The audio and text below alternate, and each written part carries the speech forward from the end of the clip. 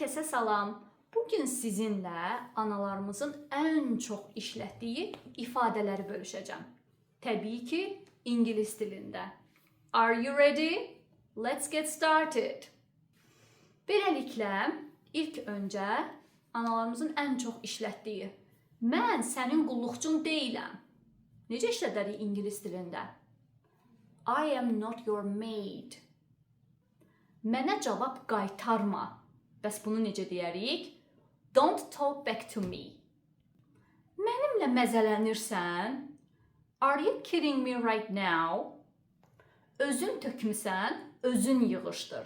Pick up after yourself. Sənə neçə dəfə deməliyəm? How many times do I have to tell you? Mən başqa dildə danışıram. Am I speaking a different language? Hardan götürmüsən, orada qoy. Put it back where it belongs. Mənə gözlərini çevirmə.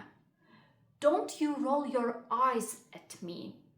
Əgər mən tapsam, sənin üçün çox pis olacaq. If I find it, you are in big trouble.